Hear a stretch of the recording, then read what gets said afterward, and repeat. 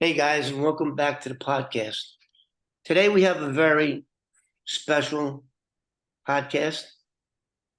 How special, you say? Well, I don't think this has ever been done in YouTube history, where we're actually going to be accusing someone of a murder that happened a half a century ago. We're going to name him. The guy's alive. I know most of our viewers already know who it is because of what was said in the last video, but today we're going to confirm it. Now, I'm going to try to do most of the talking, not because I'm vain like some of you guys have accused me of, is because our guest, Fran, has come down with a severe case of laryngitis. So I want to keep her voice for the important stuff because I'm not going to be telling her story. She is, but I'm going to help her out from time to time and asking her a bunch of questions. As I said before, the shit is about to hit the fan. It's going to hit it right now. I've been in a half a dozen state penitentiaries in my time. I've been to Rikers Island, which is by far, I've been to Sing Sing, Greenhaven, Coxsackie, Elmira, all those state prisons. And the toughest one of all wasn't a prison, it was a jail. It was a place called Rikers Island, 1313 Hazen Street, East Elmhurst, New York, 11370. I even know the zip code of that hell. So I've met the worst of the worst. Hell, I even worked a case where 5-year-old little boy was murdered for money, and was decapitated with a 14-inch serrated kitchen knife. So I know what I'm talking about when I say this guy is by far the worst animal I have ever heard of in my entire 69 years of life. Not to mention being a paid informant for the government, working 18 homicides, the most prolific serial killer in New York's history, Joel Rifkin, Roy DeMeo, another guy claimed 200. This guy is far worse than any of those mutts. Far worse. So don't get me started. Fran has been holding this in for 49 years and 1 month since her dad went missing. And now we're going to be talking about two people that did it. Only one we're going to talk about today, which is her brother, Fran Maschuci. He, from everything that I've heard, all the evidence, I would find him guilty in a minute. 1 minute. If I was a jury, I would already be filling out the little slip, guilty, guilty, guilty. And I do know quite a bit about the law. I've worked with them for 30 years, so something had to run off in that time period. The last time Fran was on, she gave us a very accurate blow-by-blow picture of what her brother did hours after he went missing in the middle of the night. We're not going to get into that in this video. You can go back to the very next video and you can hear what happened and how credible this witness is, how credible she is. We're not talking about an ex-wife. We're talking about a blood relative. Her own brother murdered her father for money. And then what he did afterwards is unbelievable. So there's a couple of aspects to this story, which is the gun, the piece of circumstantial testimony. It's not even circumstantial. It's eyewitness testimony coming from a blood relative. It doesn't get any better than that. Any DA would love to go into court against a murderer with that type of circumstantial evidence. She saw it unfold. And the other thing, what he did, how he acted hours after her father went missing, was just unbelievable. And you guys got to understand that at that time, Fran was 16-year-old kid. She was beaten by this animal, her brother, Jojo. Jojo, you don't like me talking shit about you? Then sue me, Jojo. Sue me. Because I think that's where this might go. That's how blatant we're going to be in describing to our viewers what happened. Fran was 16 years old. Her mother was suffering from a heart condition. Didn't know what was going on. A sick woman and a 16-year-old kid being bullied by this animal. So now that I set the stage, like the gun, the whole, when Fran told me about this gun and how her brother, how he came to possess it, and the story he gave to how he got it is a 100% blatant lie. It never, ever, ever could have happened the way he described it. So, Fran, thank you for so patiently listening to me ramble on. But as usual, Kevin. no, but I've been doing much better because I'm gonna get beat up by all you, and I think you're all women too. Yeah, you talk too much. Well, this time I'm trying to set the stage because she really does have. We almost didn't do this video. We almost had to wait for the next another week to do it, but Fran was gracious enough and she wanted to get this off her chest, and that's why we're doing it. So anyway, the gun part of this story, from an investigator, from a CI, top FBI agents, prosecutor, would be the one thing that would have him found guilty. Guilty within a minute. Guilty. Okay, Fran. So why don't you explain to our viewers why you think, or why you know? I mean, it could only be. Oh, and then let's not get into the second guy. The second guy, there's two murderers here, right? One is the brother. The other one is somebody you're going to get to in the next video, and why we know it's him. And then of course, the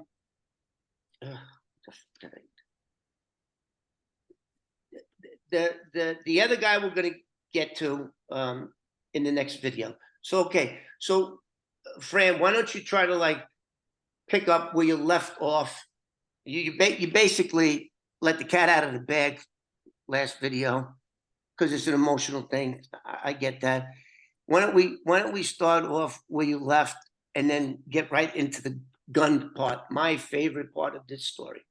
Thank you. So the next day, my uncle came over the house at about 10 o'clock. They worked out a plan. They were going to take over the business. They told my mother that she needed to transfer the money into the safety deposit box.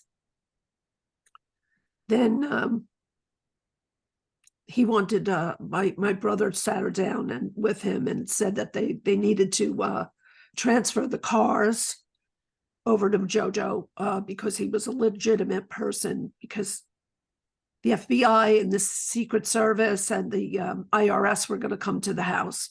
So my mother was petrified because she didn't know ass from a hole in the ground. She's green as grass. My father used to say that to her all the time. She was like Lucy Ball. She really didn't know much. So she did what they told her, except for the house. She didn't put the house in his name. She was very hesitant to do that. He wanted her to put the house in there. He wanted to take everything. I think we pretty much got that in the last video, but this so that's where we stopped. So after that, the next day, he was running, got to remember something, he was running for councilman at the time in the town, and he had a headquarters, and he was having a dinner the next night after my father disappeared. He had a big dinner for himself, a political dinner. And I thought we were going to cancel it, considering the circumstances that we didn't go to school. He said, no, it's paid for. We have to go. So we all had to get dressed up and go to this dinner, distraught. But he wasn't. Red flag there. Go ahead. But he wasn't distraught. Red flag. This is his father. We're talking about, this is this man's father. He was all about himself. He introduced me to one of the men as his retarded sister. at the dinner, and he was Trying joking. trying to discredit you. He did that with the police too, didn't he? Yes, yes. And he joked about it. Ha ha ha ha. I'm only kidding, whatever. Um, I sat down and he was saying to everybody that he was a Democrat. He's always been a Democrat, blah, blah, blah, blah, blah. However, before that, he was a Republican, and he never mentioned that. So we knew, that he was full of shit. So I was making jokes at the table, and we were all laughing about it because I couldn't believe he was up there bragging about himself when all this was going on, and we had to keep our mouth shut. So we left the dinner. I don't remember much else. It was kind of foggy. We went home. My mother was undressing with me in the bedroom. We were talking about it, and she was shocked. She said she couldn't believe that he just went on like nothing was going on, and we were so upset. It just didn't make sense to us. Well, let me stop you right there. God, Let me stop you right there. Did either one of you say, wait a minute, why are we transferring all of these properties? Why do you want the house flipped over? because he said Did anybody ask him, is daddy dead? no, he didn't. You and your mother, that's my question. Until he comes. He kept saying until he returns, or God forbid that the IRS comes here. We have to have this covered. This has got to be covered. So my mother went along with the program. My mother was petrified. She thought they were going to come and arrest us. That's all he kept saying. We could all be arrested. You don't know. We could be. I mean, I was like, oh my God, what are we going to do if we're arrested? Like, we believed him. It's your brother. Your brother. Why wouldn't you? Plus, he was very good friends with Chet Potter at the time. He was the chief of police. He was on the auxiliary police department. Your brother. And yes. Your brother was an auxiliary. Right. So he, took over this. He said he was taking over the investigation himself. Auxiliary cop, huh? And we believe that too. We didn't know, you know what I mean? How many times do you have a missing person in your house? You don't know what the hell. It makes perfect sense. I didn't know that before when I spoke to you, but this makes perfect sense. Why would you trust your own brother? Why would? And plus, we were in the same school. He was a teacher. I was a student. I wasn't allowed to tell anybody at school that he disappeared at all, ever, for a whole year. You don't know what that was like for me. I would go every day. I was so upset. Your dad didn't call. There was no phone calls. No. I mean, of course he didn't, because he was dead. Didn't you and your mother go like, he must be dead? What did you guys talk amongst each other? My mother said maybe, like, my mother knew what my father did more than I did. So she had told me years ago, he had to come home once when he was in the union, when they first bought the house, and he had her shut all the lights off, and he pulled up into the driveway and had to crawl into the house because they were threatening to kill him. So she said, well, maybe he's hiding. Maybe something happened. Maybe, maybe. That makes sense. That makes sense. So maybe he's hiding and he'll call us in a few weeks, or he'll send us a telegram, because years ago they had telegrams. Maybe he'll just send us a telegram. And we stayed in that mode. I'm sorry. That's okay. Mode. You stayed in that bubble there for a year, right? Until my brother, he beat the shit out of me because I found out he made me go into the work program. Instead of going to college, he canceled all my college courses. He said I had to go to business classes. I had to go to work immediately. So I started to go to work. And at work, I found out that he was overcharging my mother for car insurance. And it was just being crazy. He said it was $1,000 a month. And that he had to take $1,000 out of the bank account all the time for this, the insurance, car insurance. So my boss said to me, bring me the policy. And we found out that the policy for all the cars was only $400 a year for full coverage at the time. Then he was telling her that he had political bills that he had to pay, and he had to take more money out for that. But then in the meantime, myself and my girlfriend, who I was close with, introduced him to her sister, and he decided to marry her within that year time, like 75. He got married that December. The next December, he got married to her. But in the meantime, he had the first year, right after my father disappeared, he had sold my mother's car. He had sold his car, and he bought himself a black Lincoln, and he sold her car and gave her a little car, like a Marquis, like they were like Granadas. It was Mercury's version of a Granada. It was like a And, make-believe looking Mercedes. I remember. right. It was It looked very like a copy. Yeah. So he had bought her that. And then Christmas time, we had all drove to Florida in his Lincoln. We didn't stay home for the holidays. My mother was too upset, so we went to his best friend's house in Florida, and we stayed there for 2 weeks. So after the holidays were over and we had come back, excuse me, I'm trying as hard as I can to speak clearly. What month is this? This is now January. So what I 75. wanted to ask, so let's back up a little bit.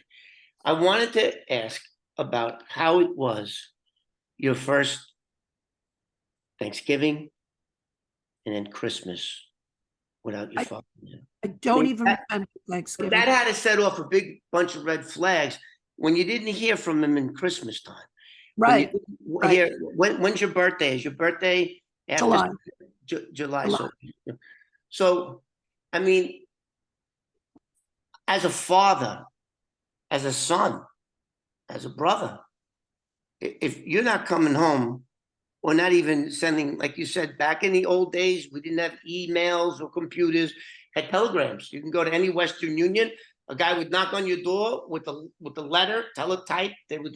You tell a person on one end what you wanted to say, they would type it, shoom, send it to whatever office you lived in, and the guy would come knocking on your door and give it to you. Usually it's meant somebody died. But so explain to our audience the first Christmas.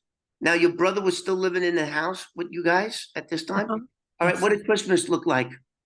We didn't do anything for Christmas. We Celebrate. went away. We went to his best friend's house in Florida. Okay, so when you're there, okay, it doesn't matter. Okay, so you're there Christmas and you don't get the call. And then another thing, we didn't have cell phones. We didn't have beepers back in 74. So tell the viewers, what must have that been like, that when you don't hear from your father, you got to know he's dead. You got to know he's dead at that point. Well, October, November, December. that- Less that- than 3 months. 3 months later, he doesn't show up. He doesn't call, and it's Christmas time. You're in Miami. Did you think to yourself? Hollywood. We were in Hollywood. That's where he lived. I used to live there. I used to live in 540 South Dixie Highway, where the train tracks is in Hollywood. Yeah, I went to Little Flower High School, Little Flower Grammar School over there. So anyway, when you're there, did it dawn on you? Well, we were trying to investigate when we weren't. My mother and Victor and I sat down without my brother because my brother was out visiting all his friends from high school. So we were trying to, me and my mom and his wife Petey, we just sat there and we tried to figure out, when he left, did he go to Bobby? Bobby was a cop that we knew in Florida that he was very good friends with. So we tried to get in touch with him, and we were getting in touch with friends to ask them, like Elmer, if anybody had seen him. When was the last time they talked to him? We were doing a whole investigation in Florida at that time. All right. So in other words, this is what I'm But trying. my brother was not. Okay, what I'm trying to get, when did the light go on that he's never coming home again? Was it that, for me, it would have been that Christmas, because if my father or my mother, It was my high school graduation. I knew that he wasn't coming back because he would have never missed it. that. Okay, okay, He so wouldn't even miss my birthday. My birthday, he used to fly no matter where we were. He would fly and bring me a cake from Monteleone's bakery. so that's 2 years. That's 2 years after then, right? 75. A sophomore. Right. I was right. I was a senior in high school when I realized that he wasn't. Everybody was saying, if he's anywhere, he's going to come back for this. He's definitely coming back for this, and he didn't show up. And I sat waiting for him So that's why walk in my graduation. I thought for If- sure he was going to. if everybody out there believes that her dad was in fact in the car, in the trunk of that Lincoln that I drove into the river, if you believe that, and that Salvatore Vitale drove a corpse to a garage in Queens where Roy DeMeo was, and that was the only garage he went to in Queens, was where I worked with Joey Bricchini. You gotta believe that that smell that I smelt that night driving that car to the 59th Street Bridge and putting it in the river was in fact her father. Who else could it have possibly have been? Nobody in that year went missing. So I mean, and okay, so I mean, go continue. I'm getting upset now. I know. I get really upset about it. Like I I mean, can't. I just can't believe that someone who brought you into this world and treated you the way this man was, the most generous guy. And I spoke to a bunch of other people too, since I've met Fran about her dad. This is not coming from the daughter. That what he just had all the hallmarks of my friend Joey Bikini, a real mob guy, a guy that took care of everybody, that walked around, who was loved and adored by men and women. He was what us men call a man's man, you know, and that to think that his own flesh and blood took him out. And I know how they did it. I know how those guys do that kind of thing. They got behind him and they put two in the back of his head. He never saw it coming. He never saw it coming. But anyway, go ahead.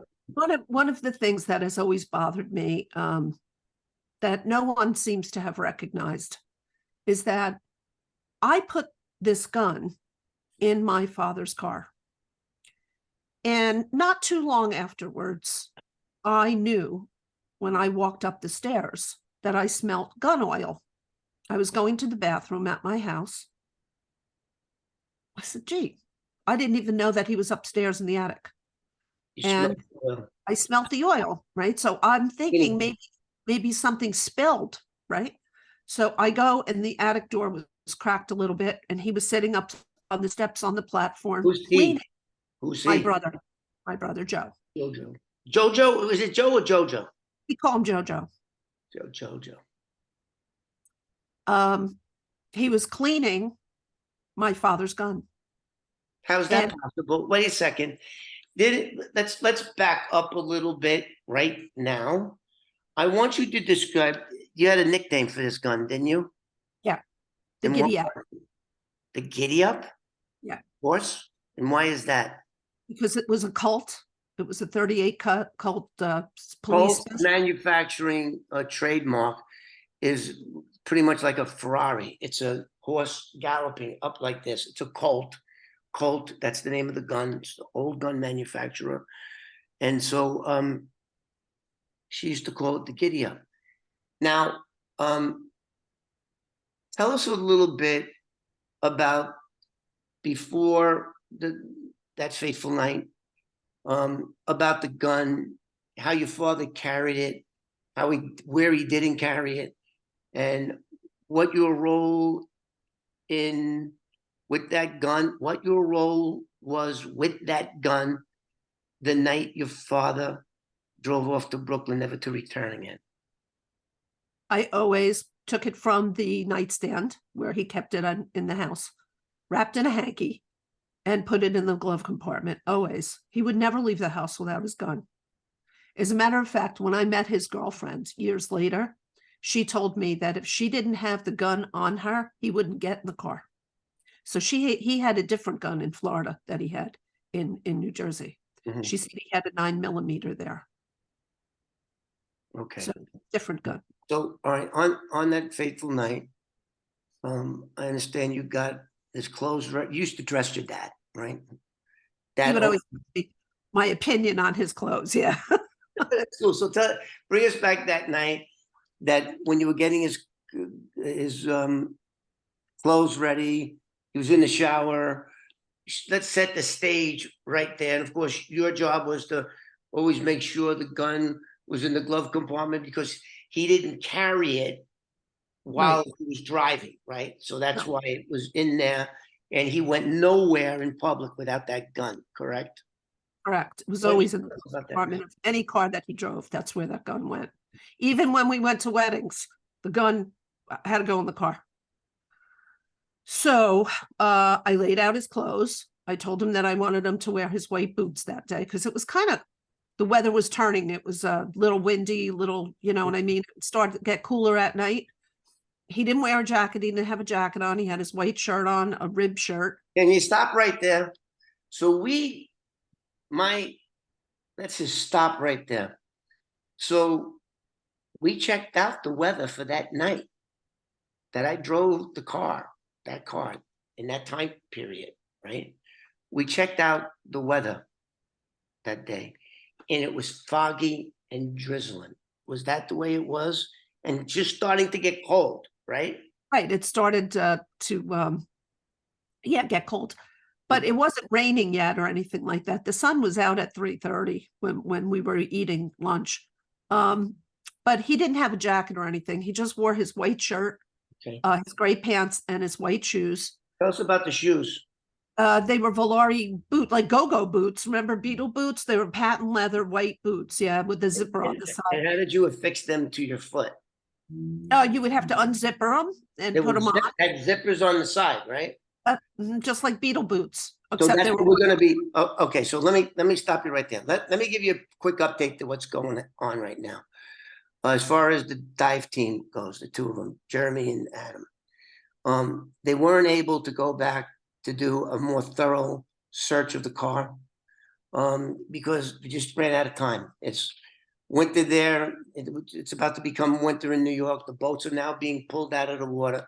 So in the first sign of spring, Jeremy has assured me that he is going to come back. We are going to search the water and do a real thorough search. And then hopefully, if I have any trouble with the NYPD again, I'm going to go straight to the FBI. And because now we'll have more things. Okay, go ahead. I just wanted to get that out of the way. Jeremy says he is coming back. So, that's what we're waiting for. It's another 6 months of, suspense for Fran, but that's just the way things are. And don't forget, these guys are from South Carolina and Georgia. It's not like they're down the street. They have to drive like 800 miles. I'm sorry. Okay, go ahead, Fran. So anyway, that is not what my brother put in the police report when he supposedly took over this investigation. First of all, the police report is only one sentence about him being missing. Okay, so let's stop right there. He goes missing, what was it, the 23rd? The 18th. The 18th of September. When did he file the missing persons report? 48, it was 48 hours later. You weren't allowed to unless it was 48 hours later. Okay, and what did he put down, the one sentence? It only says that he was missing from a meeting that he was going to. And the problem is the description of the clothing wasn't correct. He said that he had a fishnet shirt on, which my father never owned a fishnet shirt. Let's put the brakes on right there. How would he know? He wasn't in the house when you dressed your father.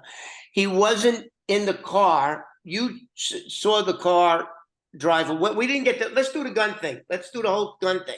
So you laid out the car, you laid out his clothes, you took the gun, you put it in the glove box.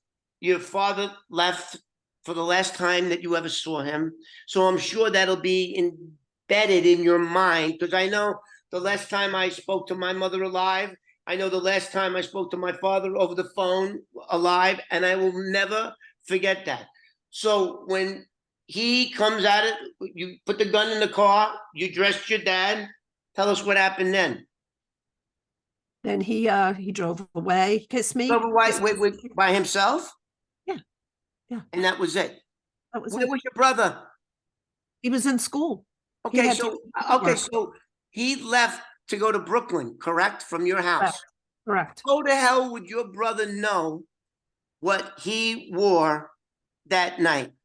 I don't know because he never He asked us. Well, apparently he just made up because that's what they ask you. Somebody's going missing. What was he driving? What was he wearing? And give me a picture of him. So he got all of that wrong because He said he had no, loafers on. My father wore alligator shoes. If he didn't have his Volare shoes on that matched his outfit and suede shoes, he or boots. He had a few pairs of these colored boots because he owned a clothing store. If he didn't have everything matching, he had his alligator shoes on, and he had them in brown and black, and that was that with cleats, and that was it. All right, let's go back to the. I wanted to tell the gun story in one thing, but I probably interrupted you. So you go upstairs, you smell the gun oil coming through the attic. You go there, and what happened next? He was cleaning the gun, so I said to him, Where, "Is that Daddy's gun?" And he said, "Yeah." I said, "How did you get it?" Because he didn't know I put it in the car. He had no idea. He wasn't home that day. He didn't know anything. oh, So I said, where'd you get it? He said, it was in the car. We found the car. I said, you found the car? He said, yeah. And I was there. I was the investigator on the case. So I took the gun and where was the car found? in New York City Okay, on stop. 23rd First Street. of all, anybody that knows anything about police procedures, there would be no way in hell any New York City detective, police, DA, or anything else would release a gun on a missing person, would give it to some guy. Boom. That didn't happen. Okay. And we know there was no gun recovered from that car. So now, how the hell, this would be the moment for me as a juror, to say guilty. How did he get that gun? He lied about how he got the gun. Then don't forget, he's talking to a 16-year-old little girl at this time. She was very easy to lie to. And not only that, if she dared challenge any one of his answers, he would do what, Fran? Beat the shit out of me. Okay. So now this would be the moment for me. And there's a whole bunch of other things that he did that you guys got to listen to the last video. You put all those things together with the gun. How the hell did he get that gun? I'll tell you how. He took it off his dead father's body, or he got out of. We don't know the circumstances now. So we know the two players that killed him was Jojo Massini and this other guy that we'll name in the next video. And we also believe that there was help on the other side, because we know for a fact that her father made it to Brooklyn. How do we know that for a fact? Because the FBI followed him from Kearny, New Jersey to Brooklyn. That's right. They were following her dad. They followed him to the what restaurant? Greasy's in Brooklyn. Greasy's in Brooklyn. And what was right next door to Greasy's restaurant? What was right next door to Greasy's restaurant? I believe it was a candy store. Candy store. For all you people around the world and not familiar with New York City, we had a bunch of candy stores / newspaper magazines where you go in there, you get an A-frame, you buy the evening paper to see if your number came out. All the Italian guys back in the 70s, they would all show up because they had a morning edition of the Daily News, the New York Post, the New York Times, the three big newspapers. And there was a early morning edition and an evening edition of the news. So the trucks would come around and they throw this big bundle of newspapers, boom, and they clip off the thing and they start handing out the newspapers to all these Italian gamblers. They were all Italian. That's all I saw. And they'd be waiting for the truck to look at the number to see if they would win, because that's what they did. What was it? The last four numbers of how much money they Three. Let trifecta. The last three numbers. Yeah. Okay. So that's what they will all be waiting for. It was a thing. They all be smoking their cigars. They get there like these are old guys, like my age. They'd be. My father didn't smoke. Well, all those Italian, I pictured all of them, all those guys back then always had like a hair, like they didn't even smoke it. It wasn't even lit half the time. It was just they chew it. The teeth were green. But anyway, so this is what happened.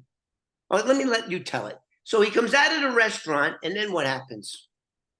He goes into the candy store to get the paper. He apparently got the paper, comes out of the candy store with two men that spoke Italian to him. And then all of a sudden, the FBI said that they couldn't find him anymore. Okay, no. Okay, so he comes out of the car. He gets back into his car, correct? Yeah. And What then did the FBI's report, right? He gets back into the car alone alone. and drives Definitely. off, and they lose visual. They lost him. So, I mean, I was a private investigator. When I would lose my claimants, I would immediately I would circle the area for like a half hour and then go, if I followed them previous, I would go, okay, usually the guy, and once I had a routine, I would go, okay, I know my claimant goes over here. Let me go check all the spots. And if I, so he was also, what was the other place where the other mafia guy went into? It's called the Hideout. The Highway Lounge. Highway Lounge, which is where we think he went, but who knows? He went missing from that point on. And that was the last time he was ever seen. Yeah. So we know he made it to Brooklyn. So I'm thinking that's where the work was done. And then that's how Salvatore Vitali wound up with the body, and they wanted to chop it up so that it could never be recovered. And apparently, her brother Jojo wanted to keep the farce going that he was missing, not murdered. And I think that's why they did it. And how I wound up getting it, I think there was a plan of the plans changed when I showed up for work the next morning, and they had the. Well, this guy Vitali says that he saw Roy DeMeo coming out of the garage in Queens with two knives in his hands filled with blood. After he was dismembered there, wound up in the car, and then that night is when me and Minsky drove it to the 59th Street Bridge to get rid of it. So, they did not want this to be a murder. They wanted to be a missing person, his brother, our brother. So that's another red flag of guilt. And there's a whole bunch of other stories we're going to be telling. So, Fran, is there anything else you want to say? Let's continue with the gun. You confront him with the gun, and now what does he say when you start questioning how he got the gun, or did you? Yeah. He said he got it from the car. The car was found in New York City. He got it from the police. Right. Because he was on the investigation. He was involved with the investigation. Okay. And at this time, he was an auxiliary cop. I mean, you don't have peace officer status. You can't carry a handgun. You're just the eyes and ears of the police department. They give you a little badge, just like in New York City back in the day. They had auxiliary cops. A bunch of kids. They give you a star badge, and you help out in the precinct. You set up barricades when needed. It's all it is. Fran, do you believe your brother killed your father? I believe he definitely had something to do with it. I don't know if he pulled the trigger. I don't know how crazy he. This is guilty. Whether no matter if there's two people, if me and you go do a robbery, or me, that I'm going to kill somebody. It doesn't matter who pulled the trigger. You're both guilty. It's called acting in concert. It's the same charge. It's the same charge that I could possibly face for aiding and abetting after the fact. It's the same. There's no statute of limitation on murder. I went and told the police what I did. I told them, and I can't believe the way they reacted. But when we go back the second time, they're going to act different because we know the car's there, and we're just going to get the FBI involved, and that's all that we're going to do. So for the first time in YouTube history, we are actually accusing. Are you accusing your brother of your father's murder? I definitely, beyond the shadow of a doubt, know that he's lying. So this is hard for me to say. From what I know about this case, from what you told me, and don't forget, this is not hearsay. This is eyewitness testimony. I'll say it. You murdered him, and I don't know if you pulled the trigger. You were part of the conspiracy to murder. In my opinion, I believe that Jojo Masucci murdered his father, his own flesh and blood, and that's what I'm saying on there. I don't know if you want to be that strong or not, but I just did it. He's a liar. There's no doubt about it. He said so many lies in this. He lied to the police 4 different times.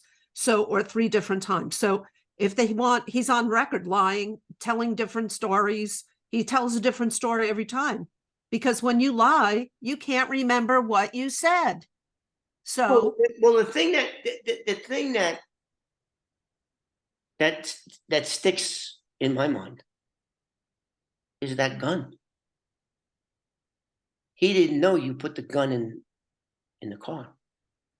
He didn't know that your father had that gun, and you knew it because he drove off to Brooklyn, never to be seen. You were the last one besides the FBI. They were down the block. They picked him up and they followed him. Yeah. My relationship with my father was 100% different than his relationship with my father. Your father didn't like him, did he? He didn't like what he would do. He did so many crazy things in his life that my father had to bail him out for. My father violent things, I might add, right? Like, didn't he very take violent. him out the window, dragged him out, a student or something? Yeah, he was working in Hudson Catholic School, his job, his first teaching job, and he had a fight with the kid, and he had him hanging out the window. And he, fire engines are there, ambulance, big scene. He got fired from that job. That was a Catholic school. And then my father had told him at one point to go down to this guy's dry cleaning place. And whom I met the guy. Okay. I know him because he used to alter all our clothes and do all our stuff in our house. And I met him years later and I questioned him about this particular scene. And he definitely agreed that this is what happened.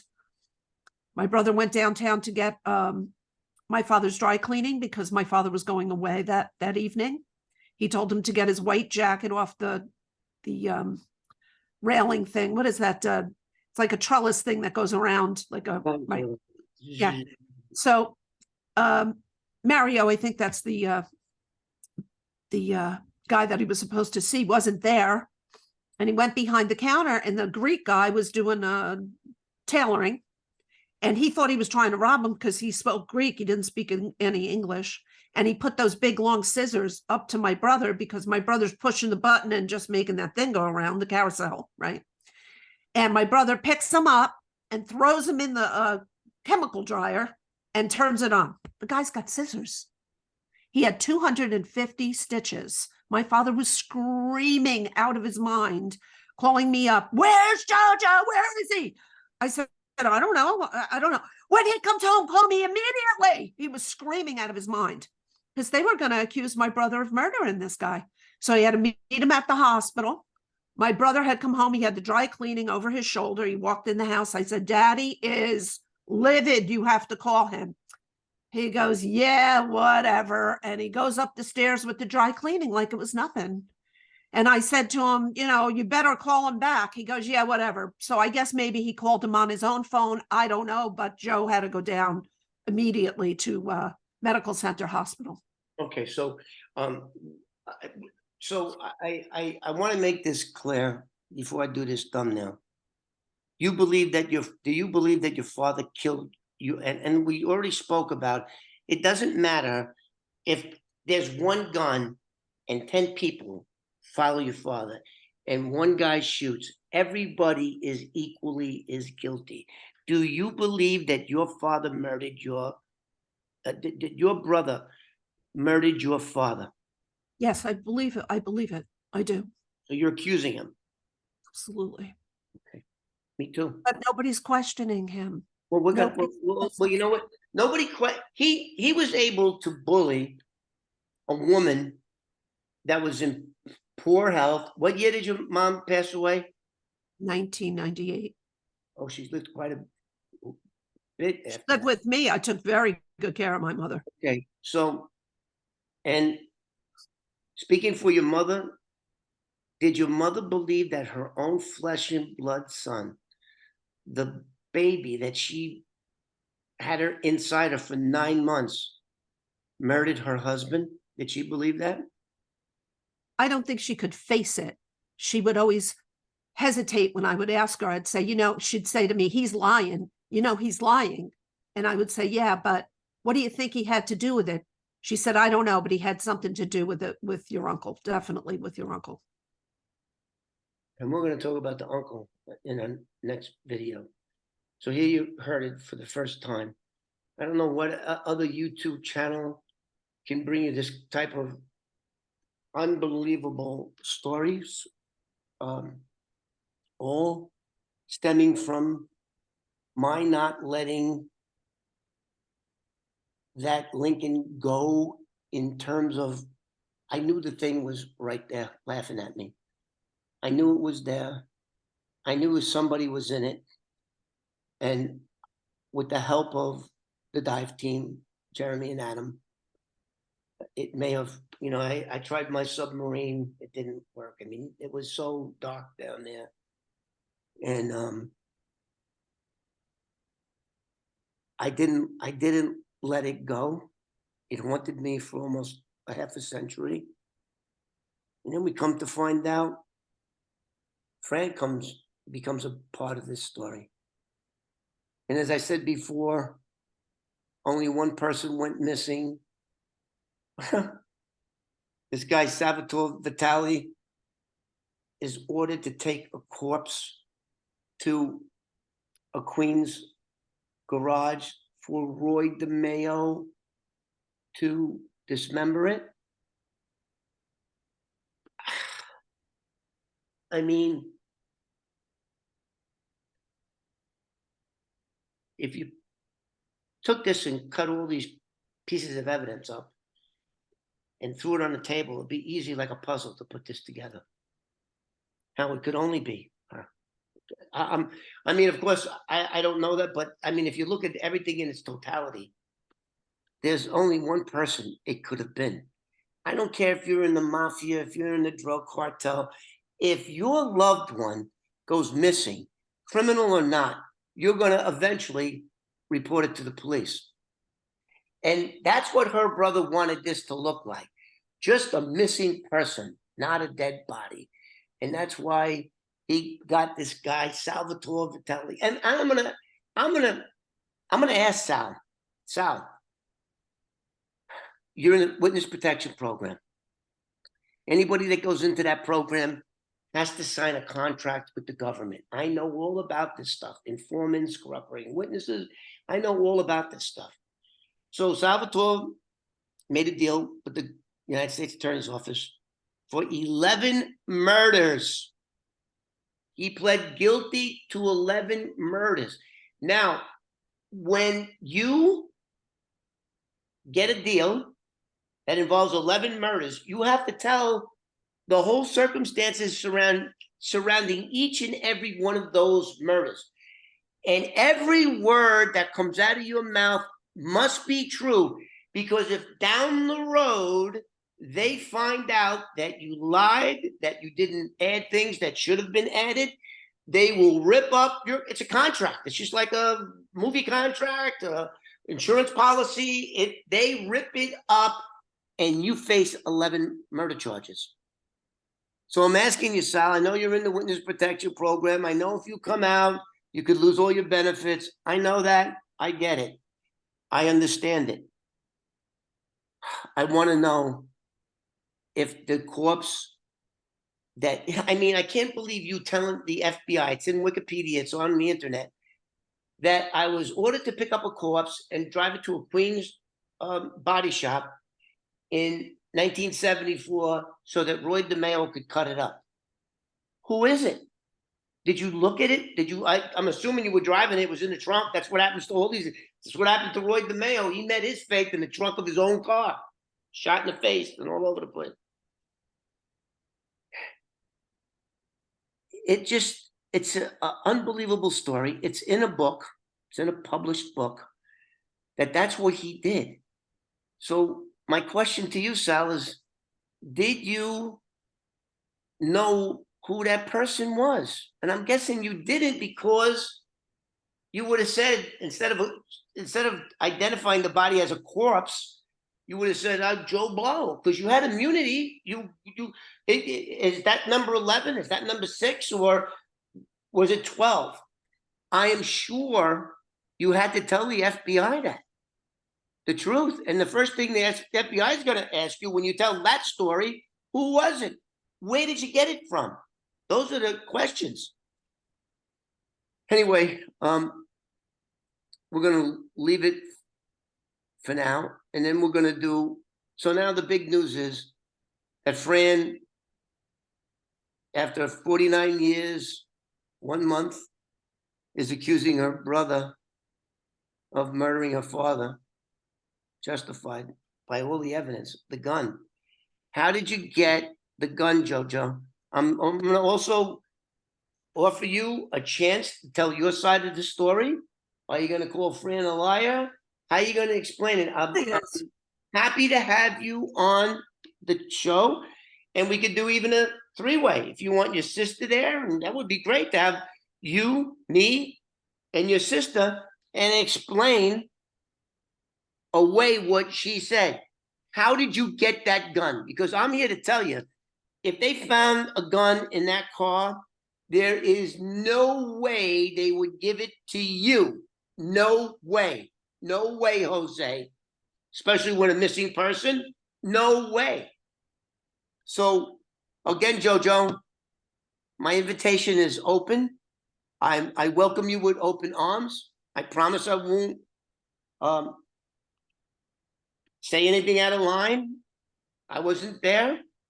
I just want you to explain what your sister just accused you of. And I know that if my sister would accuse me of murdering my father, I would want a platform to defend myself.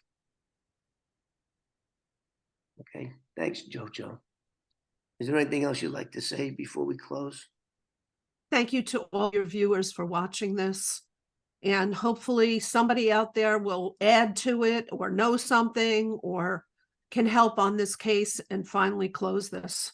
Remember, everybody, I have a $5,000 reward for anyone that can give me bona fide, real information about this case. I'm not so much interested in what happened in Kearney as I am in Brooklyn. $5,000, cash money. Boom, boom, boom, boom, boom. We're gonna, and another thing, guys, please push the button, subscribe, like. Where are you gonna get this? This is a new story about something that happened 50 years ago. This has all been resurrected. So please hit the like, subscribe button, and we're going to see you guys on the next one. Thank you. Thanks, Fran. Thank you. Thanks, everyone. Thank you so much.